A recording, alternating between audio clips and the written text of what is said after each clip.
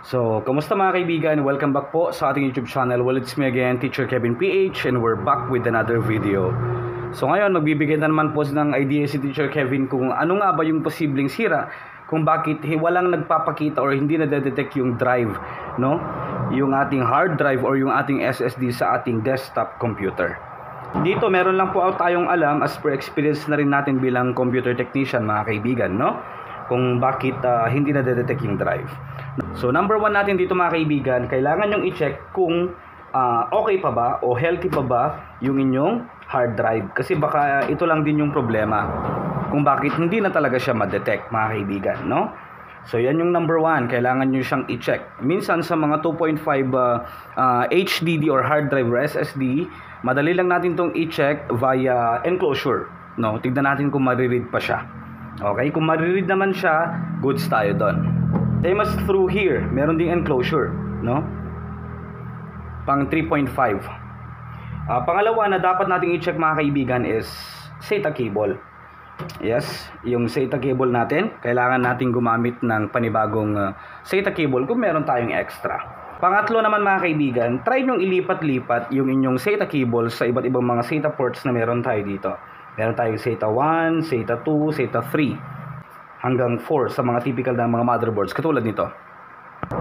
Yan.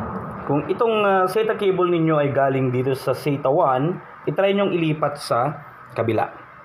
Okay? And then susunod naman mga kaibigan is sa may BIOS.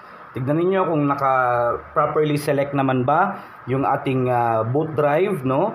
Or kung naka-ayos ba yung ating boot selection. Kasi merong ibang mga cases din, no, sa BIOS. Hindi natin may papakita sa BIOS mga kaibigan. Kasi syempre, marahil ang makakapanood dito magkakaiba ng units, no? And we have different keys para pasukin yung BIOS. I-check ninyo maigi sa may boot, sa boot selection, boot priority, no? Nandun lang din yan mga kaibigan. Susunod naman na pwede maging problema mga kaibigan is the SATA power cable. Ito yon, na kung saan kasama ito sa ating power supply. Alright, ito yon, kung saan nilalagay yung ating hard drive. Yung una, SATA cable. Ito naman, yung SATA power cable. Yan. Connected ito sa ating power supply.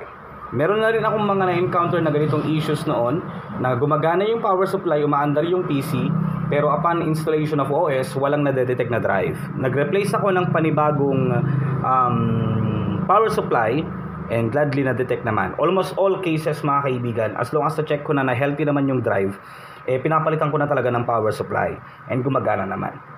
Okay? And ang panghuli mga kaibigan na pwedeng maging possible problem kung bakit drive not detected or not showing is pwedeng ito mismo na yung problem, yung motherboard na natin. Pwedeng meron ng bad sector, no, sa ating mismong motherboard. Okay? So yun lang yung alam ni Teacher Kevin PH na rason bakit hindi natin na-detect o hindi nagpapakita yung ating drive, no? Yun lang po ang tip natin. Maraming salamat sa inyong panonood at huwag niyo pong kakalimutan mag-subscribe.